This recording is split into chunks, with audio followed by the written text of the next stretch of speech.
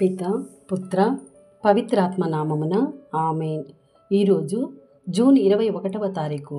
మత్తయి సువార్త 6వ అధ్యాయము 24వ వచనము నుండి 34వ వచనం వరకు. ఈ వ్యక్తి ఇద్దరు యజమానులను సేవింపజాలడు. ఇద్దరిలో అతడు ఒకనిని ద్వేషించును, మరి ఒకనిని ప్రేమించును, ఒకనిని నమ్ముకొని మరి ఒకనిని తృణీకరించును.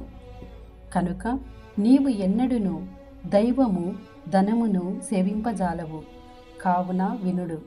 ఏమి తినేదమా, ఏమి త్రాగెదమా, ఏమి ధరించేదమా అని మీ ప్రాణమును గూర్చి వ్యత చెందకుడు. మీ ప్రాణము ఆహారము కంటే విలువైనవి కావా? ఆకాశమున సంచరించు పక్షులను తిలకింపుడు. అవి విత్తనములను నాటుటలేదు, నూర్పిడులు చేయుటలేదు, గిడ్డంగులలో ధాన్యమును నిలువ చేయుటలేదు. అయినా పరలోకమందున్న మీ తండ్రి వానిని పోషించుచున్నాడు. పక్షుల కంటే మీరు విలువైన వారు కారా? మీలో ఎవరైనా ఆందోళనతో ఆయువును మూరడైన పెంపొందింప చేసుకొనగలరా? మీరు వస్త్రములకై తహతహపడనేలా లిల్లీ పుష్పములు పెరుగు రీతిని పరికింపుడు. అవి తమకై శ్రమపడుటలేదు, వస్త్రములను వడుగుకొనుట లేదు కదా. సకల వైభవ సమేతుడగు సొలొమోను సైతము లిల్లీ పుష్ప సౌందర్యము అందలేదు.